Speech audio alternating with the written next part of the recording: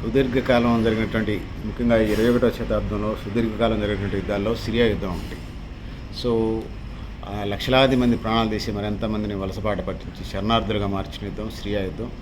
So Russia అండతోనే అది కొనసాగింది. 2011లోనే ఆ ప్రభుత్వం వద్దనుకున్నారు, కానీ నిలదొక్కుని రష్యా సహాయంతో అది పెద్ద ఎత్తున 2024 దాకా కొనసాగింది. రష్యా ఒకవైపు ఉక్రెయిన్తో యుద్ధంలో ఉన్నది అనువుగా చూసుకున్నటువంటి సిరియా తిరుగుబాటుదారులు దేశం మీద పెద్ద ఎత్తున తిరుగుబాటు చేసినటువంటి సందర్భాన్ని మనం చూసాం. సో తిరుగుబాటు చేసి వాళ్ళ ఏదైతే ఉందో అసద్ ఎవరైతే ఉన్నారో సిరియా అధ్యక్షుడు అసద్ కేంద్రమైనటువంటి రాజధాని కేంద్ర డమస్కస్ని హ్యాండ్ ఓవర్ చేసుకొని పూర్తి వాళ్ళ ఆధిపత్యంలోకి వచ్చింది. ఇది ఒక్క దీనికి కాదు, టర్కీ దీంట్లో ప్రధానమైనటువంటి కీలకమైనటువంటి బాధ్యత పోషించింది. సో సిరియా పరిసరాల్లో ఉన్నటువంటి ముస్లిం కంట్రీస్ తర్వాత వచ్చే దేవుడి కంటే, అంటే తెలియని దేవుడి కంటే ప్రస్తుతం ఉన్న దైవమే బెటర్ అన్న పద్ధతిలో ఉన్నటువంటి సిరియా అధ్యక్షుడు అసద్ని మద్దతిస్తూ ఎక్స్పోర్ట్ ఇంపోర్ట్ పాలసీని కొనసాగించారు. దీనికి రష్యా కూడా పూర్తి మద్దతు ఉన్నది. సో అయితే దీనికి వ్యతిరేకంగా 2011లో తిరుగుబాటుదారులు 2011 నుంచి మనం రోజు మ్యాగజైన్స్ చదివినప్పుడు 2011లో అసద్ అణిచివేసినటువంటి వాళ్ళు జైల్లో మగ్గుతూ ఒక ఖైదీ రిలీజ్ అవుతూ చెప్పాడు.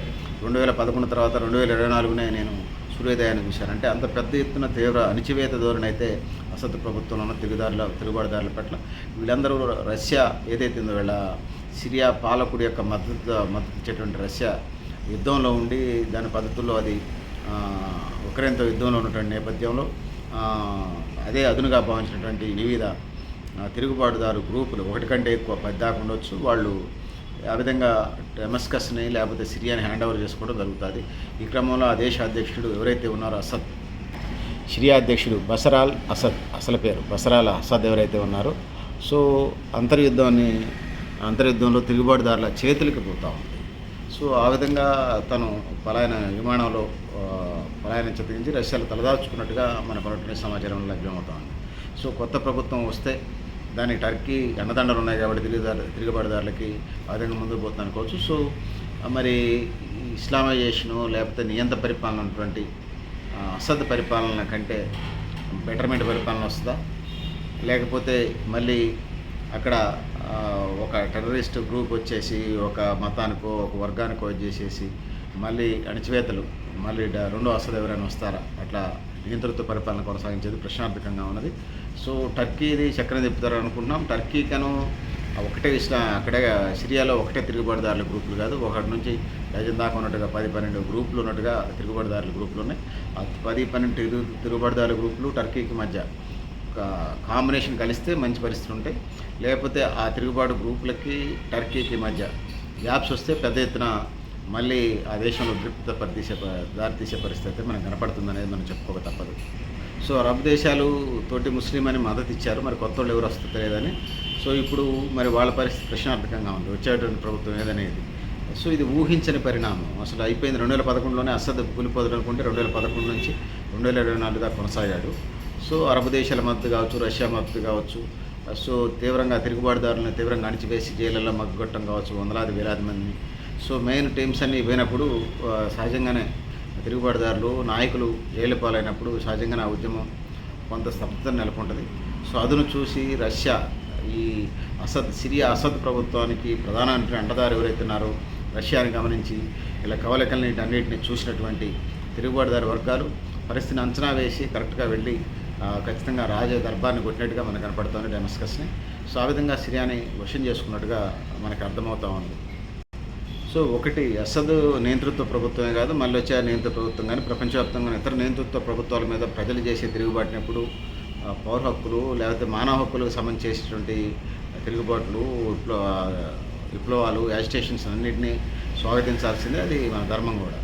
సో నియంతృత్వ పాలకులకి, రాచరిక పాలకులకి ఇవన్నీ నచ్చవు, అవి పరమ శత్రువులాగా బద్ధ విరోధులాగా కనిపిస్తారు. ఏదేమైనప్పటికీ డెమోక్రటిక్గా ప్రజాస్వామ్యబద్ధంగా అదేవిధంగా హక్కులతో కూడినటువంటి సమాజ నిర్మాణం ప్రపంచంలో ఎక్కడైనా అవసరం అనేది ఈ సందర్భంగా నేను తెలియజేస్తూ ఉన్నాను. ఈ అసద్ టైంలోనే 1,20,00,000 మంది విదేశాలకు వలస వెళ్ళినటువంటి సందర్భాన్ని మనం చూసాం. సో చాలా నిర్లక్ష్యానికి గురై చాలా ఇబ్బందులు పడేటువంటి పరిస్థితిని చూసాం. సో సుమారు 20 లక్షల మంది శరణార్థులుగా బతుకు ఈడుస్తున్నారు. ఒక్క ఇడ్లీ ప్రావిన్స్‌లోనే 20 లక్షల మంది శరణార్థులుగా ఉన్నారు. అంటే కుటుంబాలన్నీ కోల్పోయి. సో రాజకీయంగా, సామాజికంగా ఎట్లుందో చూడాలి. స్వేచ్ఛా వాయువులు వస్తాయా రావా చూడాలి. సో అసద్ పతనానికి తోడ్పడేటువంటి పాశ్చాత్య దేశాలు సిరియావాసుల కష్టాలను తొలగింపు మీద దృష్టి పెడతాయా చూడాల్సిన అవసరం అయితే ఉన్నది. వేలాది మంది సిరియన్ శరణార్థులు స్వచ్ఛందంగా దేశానికి వచ్చి దేశ పునర్నిర్మాణంలో భాగస్వాములు అవుతారా లేదా అనేది కాలం తెలుసాలి. అసద్ పదవిని కోల్పోయే క్రమంలో, అసద్ ప్రభుత్వాన్ని కోల్పోయిన క్రమంలో కొత్త ప్రభుత్వానికి సంబంధించి అనేక సవాళ్లు మన ముందు కనిపిస్తున్నాయి. మితవాద అతివాద బృందాలు మేర్జై ప్రతిపక్ష సైనిక విజయం నుంచి సమర్థవంతమైన పరిపాలనతో వదిలేయటం ప్రధానంగా మనకు కనపడుతుంది. జయాపజయాలను బట్టే సిరియా భౌత్యం లేకపోతే సిరియా భవిష్యత్తు మనకు అర్థమవుతుంది. రానున్నటువంటి కొంతకాలంలో ఈ పరిస్థితి మనకు అర్థమవుతాయి. ఉన్నటువంటి ప్రభుత్వాన్ని మళ్ళీ అందులో వాళ్ళు అసంతృప్తి వాళ్ళు ఏం చేస్తారనేది కూడా ప్రధానమైన సమస్య. సో ఏది ఏమైనప్పటికీ కూడా ఏ దేశమైనా స్వేచ్ఛా వాయువులు పీల్చుకోవడం అనేది చాలా సహజంగా ఉంటుంది. సిరియా చాలా కాలం తర్వాత ఆ పరిస్థితిలోకి వచ్చిందని భావిద్దాం. వచ్చే మరొక నియంత్రణ అయితే మళ్ళీ సిరియా అసద్ పరిపాలన లాగానే ఉంటుంది. లేకపోతే ప్రజాస్వామ్యబద్ధమైన ప్రజాస్వామ్యయుతంగా వెళ్ళేటువంటి ప్రభుత్వాలు ఆ దేశ ప్రజలను ముందుకు నడిపించే విధంగా ఉండటానికి వీలుగా ఉంటుంది. సో ఏ దేశమైనా డెమోక్రటిక్గా ఉండటం ప్రధానమైంది. దాంతోపాటు ధరల నియంత్రణ, దేశ భద్రత, తినడానికి తిండి, ఉండడానికి ఇల్లు, కట్టుకోవడానికి బట్ట, విద్య, వైద్య, ఉపాధి, దేశ రక్షణ, అంతరంగిక వ్యవహారాలు, ధరల నియంత్రణ, ద్రవ్యోల్బణాన్ని కంట్రోల్లో ఉంచడం, బ్లాక్ మార్కెట్ని అరికట్టడం, సో దౌత్య సంబంధాలు, విదేశీ పెట్టుబడులు తెచ్చుకోవడం, లేకపోతే ఉన్నటువంటి పెట్టుబడులు పెట్టి పునర్నిర్మాణం చేయటం, ప్రజలందరూ శరణార్థులకి షెల్టర్ కల్పించడం, సో యుద్ధంలో కోల్పోయిన వాళ్ళకి ఏమైనా ఉపాధి మార్గాలు చూపించడం, పునర్నిర్మాణం చేసుకుని ఆ విధంగా ముందుకు పోయే అవకాశం అయితే ఉంటుంది. మరి సిరియా వచ్చేటువంటి కొత్త ప్రభుత్వం ఏం చేస్తాం చూడాల్సిన అవసరం ఉంది. ఏ దేశానికైనా కామన్గా మనిషి తినడానికి తిండి, ఉండడానికి ఇల్లు, కట్టుకోవడానికి బట్ట, చదువుకోవడానికి చదువు, ఉద్యోగ ఉపాధి అవకాశాలు, అదేవిధంగా వైద్య సౌకర్యాలు, అదేవిధంగా ఉన్నటువంటి ప్రధానమైనటువంటి ఎజెండాలు పేర్కొంది. అన్ని వర్గాలను సంపద సృష్టించే వర్గాలుగా తయారు చేయడం, సంపద పంపిణీ కూడా సక్రమంగా జరగాలి. సో ఉన్న పరిస్థితులు, భౌగోళిక పరిస్థితులను తీసుకొని వాళ్ళని మెర్జ్ చేసుకొని ముందుకు పోవాల్సిన అవసరం అయితే ఉందని తెలియజేస్తున్నాను. మీరు కూడా మీ అభిప్రాయాలను కామెంట్ బాక్స్లో తెలియజేస్తూ, నేను గరిడేపల్లి సత్యనారాయణ, న్యూ లక్ష్య ఆర్గనైజేషన్.